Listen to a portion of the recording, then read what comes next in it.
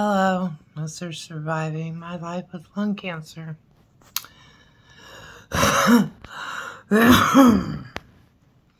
Today is Mother's Day. I got sick and I had to come to the hospital. Now they think I have pneumonia. I have an infection in my lung. And I have to have a colonoscopy because now they think it could be colon cancer. I mean, that C word's just flying all over the freaking air. But I'm on Dilaudid. It makes me feel better. It still hurts when I cough. But the IV, why do they put the IV right in the bend of your arm where it hurts so bad? But I have to spend the night. Tomorrow I get a colonoscopy.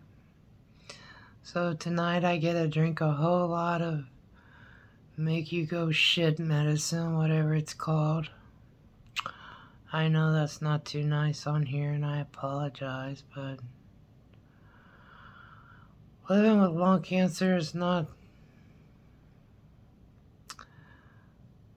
what I thought. I thought my chemo was going to start. I thought everything was going to get better. I still believe it. I'm a child of the Lord. And I know He's going to protect me. And I have an 11-year-old daughter, and I know He gave her to me at 42, so she's my blessing. And I pray that He don't take me from her. But in case you stumble across this, I've had a couple of people see him. I also have a TikTok. But I'm going to go there next. I didn't get a chance to do anything. I mean, Thursday I found out I had small cell lung cancer. And here it is Sunday, I'm in the hospital. And I could have pneumonia. And they're not going to start my chemo if I do. And I'm so worried about my family. I haven't got a chance to put anything in my husband's name. I still owe on the car and the house and the credit cards. And they're all in my name. And I haven't got a chance to put his name on nothing. And I just don't want anything bad to happen to me. Because I want to make sure my kid is taken care of. The house I lived in is the one my parents brought me home in. It's the one that they passed away in. I don't want to be the next one to pass away there. I want to be able to live. I want to be a good mom. I want to travel. I want to take a vacation. She's never been out of Indiana where we live. I still would love to take her on vacation. Let her see the world. Her daddy used to travel. He was one of them bad boys. I think he hitchhiked halfway across the country. I think he hitchhiked to California or somewhere, I don't know. But he's seen places and he's been places. And I want her to be able to do the same. And I feel so bad because it's all happening so fast. It's not giving me time to think of what actually needs to be done. How to switch things over. How to make sure that something bad doesn't happen and they lose everything.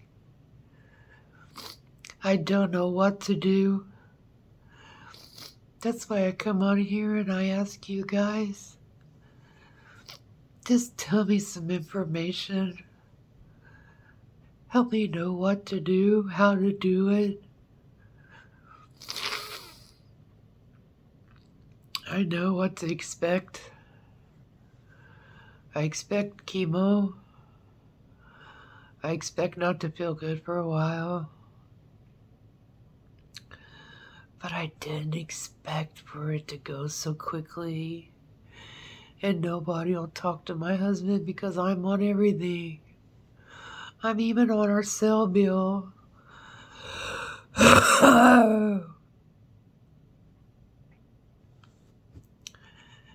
It's just so scary.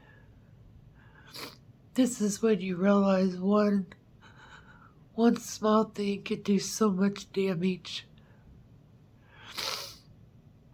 And I didn't get the COVID vaccine, and I'm not getting the COVID vaccine. And they all look at me like, why not? It's my choice. I mean, other people can get it, that's fine. I just wish this IV was, look at it. They got it pushed in there so far, it hurts. I'm gonna ask them if they can redo it because it hurts so bad. I'd rather have it in my wrist or somewhere. I can't sleep like that. It's just gonna hurt. But anyway, I just wanted to come on here and update you. I'm in the hospital for Mother's Day. I can't put this on YouTube until after I get out of the ER. They said everybody's full, so I'll probably be here a while. And I forgot to tell them that the reason I sound like this isn't because I can't breathe. My oxygen is 96, 97. It can go up to 100. It's because I have a paralyzed vocal cord. I don't know what paralyzed it.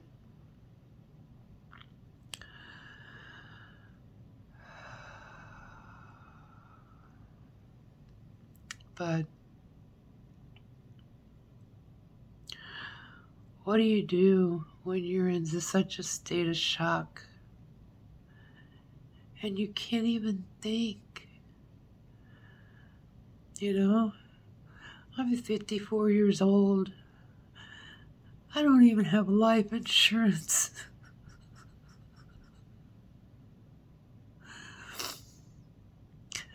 I just created this huge mess for my family, and I feel so bad. I feel like it's all my fault. It was living. I had an aneurysm. I got a leaky heart valve. I got back issues. That's what surviving my life was about. Growing up with a teenager. It wasn't supposed to be about living with cancer. But now it is. And even though I believe wholeheartedly I'm a child of the Lord,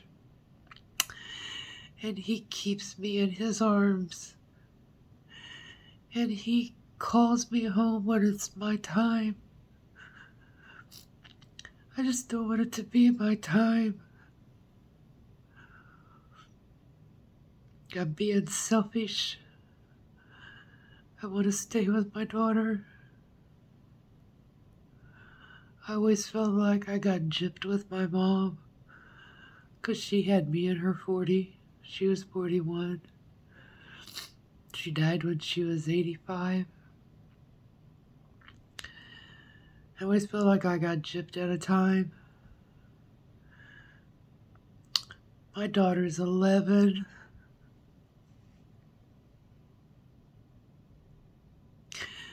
And I don't want to leave her. And I don't want to. I'm so worried about all the other stuff. Because now I can't talk to nobody. Because I'm in the hospital. And silly me, I didn't put him on my house when we got married. I mean, I didn't feel the need. My name is still on the deed as my first husband, Temple. I lost him too. He was killed by a guy.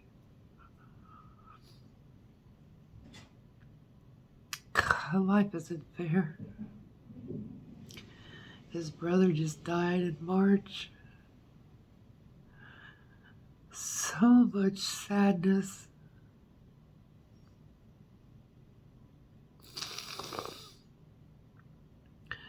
So I have multiple problems. My house isn't even in my married name. My house doesn't have my husband's name on it. The car's in my name. All the credit cards are in my name. And I have no life insurance. I guess the state will cremate me.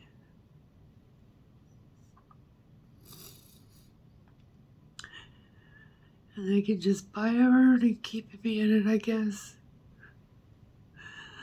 I'm such a screw up. I so wish I would have did differently. Oh well.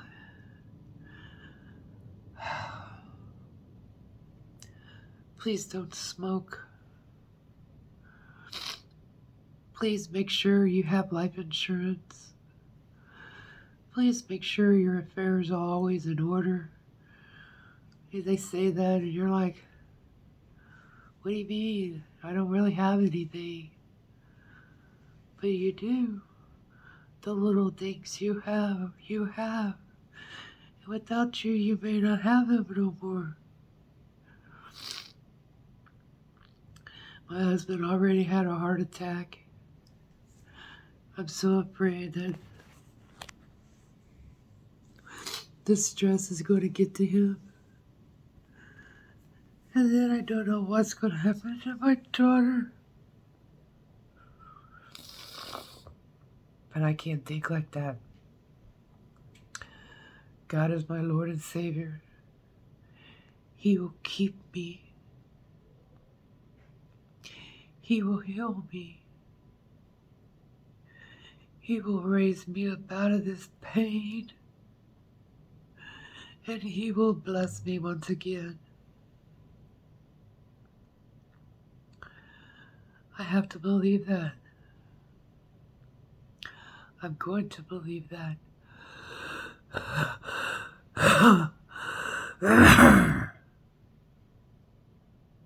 Pneumonia. I don't even leave the house.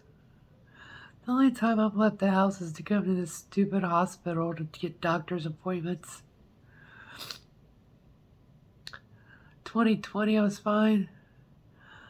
I come to this stupid hospital to get appointments. They find out I got cancer. Now I could have pneumonia. Could have colon cancer. Life just ain't fair. But I cannot blame nobody but myself. I did it. I didn't pay attention. I should have been more aware. I'm just lost. And I'm in shock. And my mind can't think right. When I was here, they won't let you call out because there's no cell phone. So I messaged all of my family.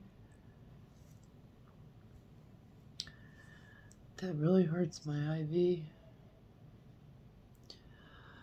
I messengered all of my family and left them notes. Tell them how much I love them, how much they mean to me, how I want them to live on, I don't think I'm going to die, but you never know when he's going to call you. And I wanted them to have kind and loving words from me. Because sometimes I can be a real ass.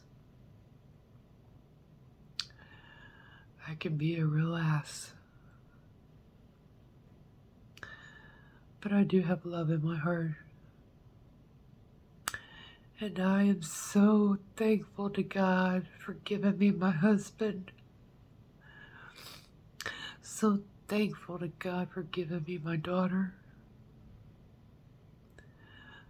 I just wish I would have appreciated the time a little more.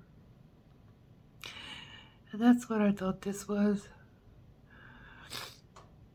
I thought this is just a way of him getting me to say, hey, Linda, if you want to live, act like it. Stop staying at home. Stop being afraid to go places. But this world we live in now is so scary that I'm afraid to do anything. I mean, there's so much hate, and I wish there wasn't. We are all God's children. All of us. It doesn't matter what color our skin is. It doesn't matter what language we speak. We are all created by God. And I so wish this world would get a little better. Because I'm so afraid for my daughter growing up in such a horrible, horrible world. Baby was just born. Every time a baby's born, they play a lullaby. I'm in a Catholic hospital. So every now and then they'll pray too. And I always make sure to listen. But anyway, I just wanted to keep you updated on surviving my life. I hope tomorrow I will have much better news than what I feel like right now.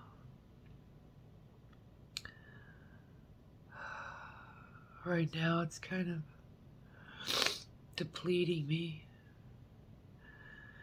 Because what you see and what you hear, it just gets in there. And it's so hard. It's so hard to be positive. But I know the Lord is my Savior, and I shall not want. I wish I remembered the prayer. He leadeth me down green pastures, lay me beside still waters, reneweth my soul. What a shame that I can't remember it. But I know he loves me, even if I can't remember the prayer. The only part I do is, yea, though I walk through the valley of the shadow of death, I shall fear no evil, because the Lord is with me. Thy rod and thy staff comfort me. Thou preparest the table before me in the presence of mine enemies.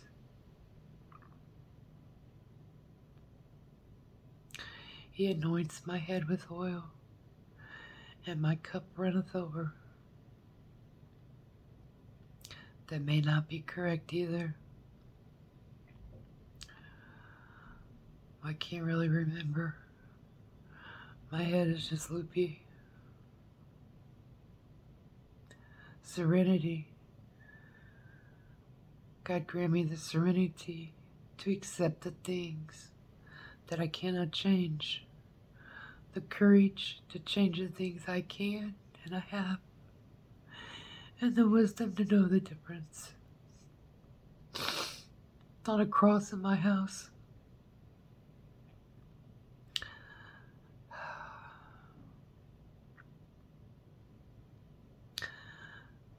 I just wanted you guys to know what was going on. I would ask if you stop by. Please leave me a kind word. Please leave me a prayer.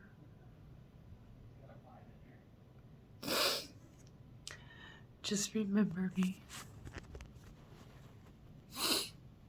Thank you. I'll see you tomorrow, hopefully.